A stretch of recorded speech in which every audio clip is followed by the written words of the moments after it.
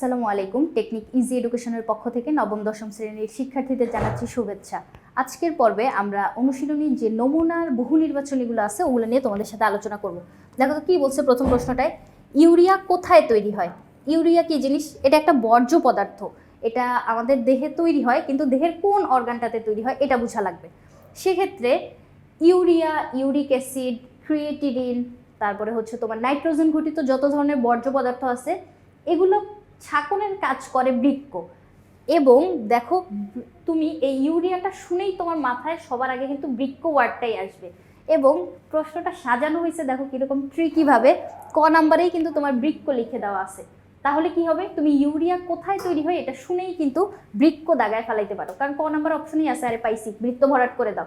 কিন্তু পরে যখন তুমি যকৃৎ পড়বা তাহলে দেখো তো ইউরিয়া মেইনলি তৈরি হচ্ছে কোথায়? যকৃতে তৈরি হচ্ছে, এবং ওইটা বের করে দেওয়ার কাজ করতেছে হচ্ছে বৃক্ক।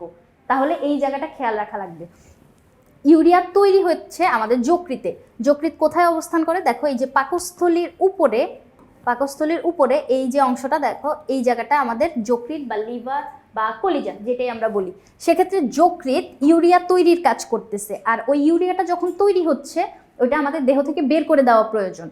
এই নাইট্রোজেন ঘটিত বর্জ্য পদার্থগুলো দেহ থেকে বের করে দেওয়ার জন্য তখন কিডনি কাজ করে। তাহলে ইউরিয়া তৈরি হচ্ছে বৃক্কে, আর বের করে দিতে বা মানে নিষ্কাশনের কাজে ব্যবহার হচ্ছে আমাদের এই বৃক্কটা। বৃক্ক দেখতে এরকম শিমের বিচি আকৃতি। এই বৃক্কর ভিতরে অসংখ্য নেফ্রন থাকে, ওই নেফ্রনগুলা আমাদের এই ছাঁকনের কাজটা করে। তারপরে দেখো দেহকোষ। দেহকোষে তো তোমার ইউরিয়া তৈরি হয় না। দেহকোষ বলতে আমরা নর্মালি যেই প্রাণীকোষটা বুঝতেছি। এখন ওই দেহকোষে যদি বর্জ্য পদার্থ বলি, সেক্ষেত্রে শ্বসনের ফলে দেহকোষে কার্বন ডাইঅক্সাইড উৎপন্ন হয়, এটা আমরা বলতে পারি। আর রেনাল ধমনী, রেনাল যদি ওয়ার্ডটা কোথাও শুনো সেক্ষেত্রে বুঝবা হচ্ছে কিডনি রিলেটেড কথাবার্তা, মানে কিডনি রিলেটেড কিছু হইলেই রেনাল কথাটা আসবে। তাহলে এখান থেকে কিছু ধমনী আর শিরা এরকম দুইটা কিডনিতে তোমার প্রবেশ করে থাকে। তাহলে এইটা হচ্ছে আমার রেনাল ধমনী। রেনাল ধমনীর ভিতরে তোমার ইউরিয়া তৈরি হয় না, ইউরিয়া তৈরি হচ্ছে আমাদের যকৃতে। এরপরে আসো 2 নম্বর প্রশ্নটা কি বলছে, বৃক্কে পাথর হওয়ার আশঙ্কা কমে। ঠিক করে কিন্তু প্রশ্নটা পড়বা। দেখো আশঙ্কা কমতেছে, কিভাবে কমতেছে? শরীরের ওজন যদি হ্রাস পায়, মানে শরীরের ওজন যদি কমে যায়, সেক্ষেত্রে বৃক্কে পাথর হওয়ার সম্ভাবনা কমে। হ্যাঁ, মানে অতিরিক্ত ওজন হইলে বৃক্কে পাথর হওয়ার সম্ভাবনা থাকে, এরকম একটা সিমটম কিন্তু আমাদের বইয়ে লেখা ছিল। কি রকম? যদি অতিরিক্ত ওজন হয়, অতিরিক্ত ওজন কি করবে? অতিরিক্ত ওজন আমাদের বৃক্কে পাথর তৈরি করতে পারে। আবার অতিরিক্ত পরিমাণ আমিষ যদি গ্রহণ করো, অতিরিক্ত পরিমাণ আমিষ যদি গ্রহণ করো, সেক্ষেত্রেও কিন্তু তোমার বৃক্কে পাথর হইতে পারে। এখন বৃক্কে পাথর মেইনলি হচ্ছে তোমার বৃক্কের ভিতর হয় না, ওটা মূত্রথলির ভিতরে পাথর হয় মেইনলি। তাহলে এই যে অতিরিক্ত ওজন থাকলে তোমার বৃক্কে পাথর হইতে পারে।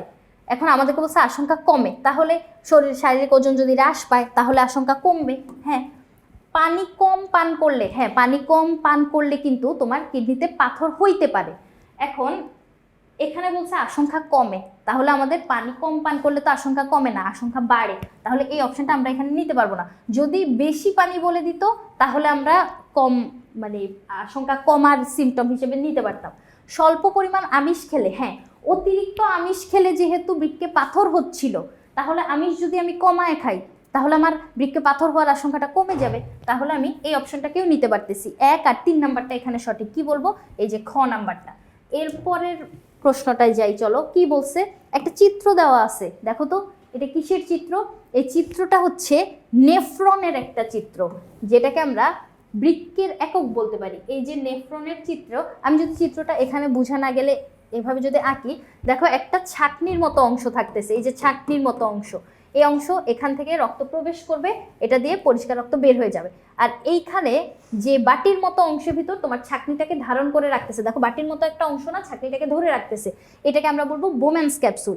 এই বোম্যান্স ক্যাপসুলের কাছাকাছি একটা নালিকা আছে, এটাকে আমরা বলবো পেঁচানো নালিকা, নিকটবর্তী পেঁচানো নালিকা। এবং নিকটবর্তী পেঁচানো নালিকা যেখানে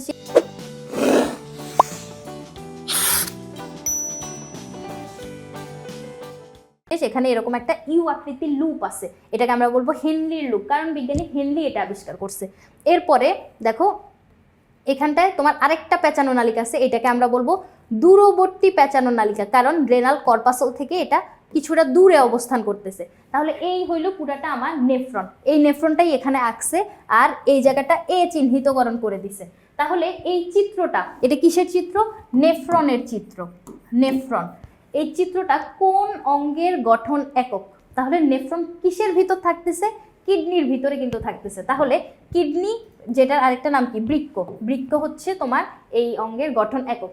ফুসফুস যদি আমি বলি, ফুসফুস হচ্ছে তোমার বক্ষ গহ্বরে অবস্থানকারী ত্রিকোণাকার এরকম দুইটা অঙ্গ, যেখানে আমাদের কিন্তু দুইটা ফুসফুস আছে, ডান পাশে বাম পাশে। এই ফুসফুসগুলা স্পঞ্জের মতো হয়, চাপ দিলে চুপসায় যায়, আবার হচ্ছে ফুলে যায়। কারণ কি? কারণ হচ্ছে এখানে অসংখ্য বায়ুথলি থাকে, বায়ুথলি থাকার কারণে ফুসফুস স্পঞ্জের মতো হয়। এটা আমাদের শ্বাসকার্যে সাহায্য করে। যকৃৎ কোনটা? যকৃৎ একটু আগেই আঁকছি, পাকস্থলীর উপর দিয়ে যে লিভার বা কলিজা বলছিলাম, এই যে এটা হচ্ছে আমাদের যকৃৎ, যেটা কি করে? ইউরিয়া তৈরি করে। এরপরে হৃৎপিণ্ড। হৃৎপিণ্ড তো আমরা সবাই জানি, হার্ট, যেটা বুকের মাঝ বরাবর অবস্থান করে কিন্তু কিছুটা বাম দিকে হেলে থাকে, এটা আমাদের রক্ত পাম্প করার কাজ করতেছে। তাহলে এই যে নেফ্রন, এটা আমরা কারো ভিতর দেখতে পাইলাম না, শুধুমাত্র বৃক্কের ভিতরে এই নেফ্রনটা দেখতে পাইলাম। তাহলে বৃক্কের অংশ হচ্ছে বা গাঠনিক একক আমরা বলতে পারি এই নেফ্রনটাকে। এরপরে দেখো কি বলছে, যে চিত্রের এ চিহ্নিত অংশটি, এ চিহ্নিত অংশ কি ছিল? ওই যে ছাকনির মতো গ্লোমেরুলাস ছিল, তাই না? এই যে ছাকনির মতো অংশটা, এটাকে আমরা কি বলি? গ্লোমেরুলাস বলি। গ্লোমেরুলাসটাকে ধারণ করে রাখতেছে কে? এই যে বোম্যান্স ক্যাপসুলটা। এই বোম্যান্স ক্যাপসুলের পরবর্তীতে একটা পেঁচানো নালিকা, এরপরে হেনলি লুপ, আবার পেঁচানো নালিকা, এরপরে সংগ্রাহক নালিকা। এখন এই যে দেখো এ চিহ্নিত অংশটা, তার মানে এই ছাকনিটা, এটা কি করতেছে? ওকে দেখলেই তো ছাকনির মতো, তাহলে ও অবশ্যই ছাকনির মতো কাজ করবে। এই চিহ্নিত অংশটা ছাকনির মতো কাজ করবে। আলট্রাফিল্ট্রেট উৎপন্ন করে। আলট্রাফিল্ট্রেট কি জিনিস আগে এটা বোঝা লাগবে।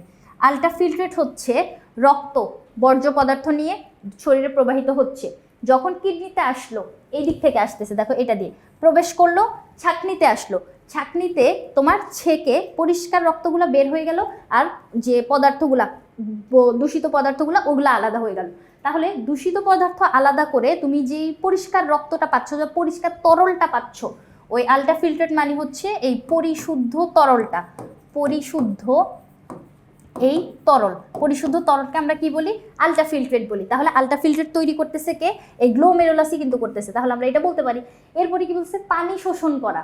আচ্ছা, এই যে দেখো আমি ছেকে যে অংশ উপাদানগুলো আলাদা করছি, ওই উপাদানগুলোর ভিতরে কিন্তু আমার বর্জ্য পদার্থের সাথে সাথে কিছু প্রয়োজনীয় উপাদানও আলাদা হয়ে গেছে। কারণ তুমি যখন এখানে দিছো, মানে এই রক্তগুলো দিছো, রক্ত আলাদা, মানে তরলটুকু আলাদা হয়ে গেছে, কিন্তু এলিমেন্টগুলো যে আমার হাতে রয়ে গেছে, এই এলিমেন্টগুলোর ভিতরে আমি দেখি তো কি কি আছে?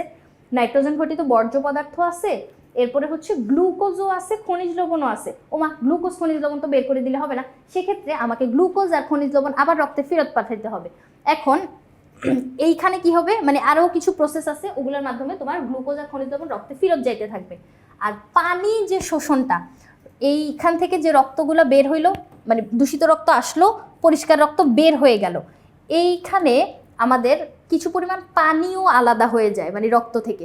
ওই অতিরিক্ত পানিগুলো তোমার রক্তে ফেরত পাঠাইতে হবে, কারণ পানি যদি ঘাটতি দেখা দেয় সেক্ষেত্রে তো সমস্যা।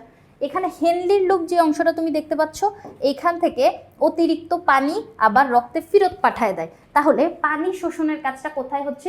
হেনলির লুপে হচ্ছে, ওইটা এই গ্লোমেরুলাসে হচ্ছে না। তাহলে আমি পানি শোষণ এখানে বলতে পারবো না। 1 আর 2 নাম্বারটা এখানে সঠিক। তাহলে সহজ কথাবার্তা, আশা করি বুঝাইতে পারছি। পরবর্তী পর্ব দেখার আমন্ত্রণ রইল। ধন্যবাদ সবাইকে।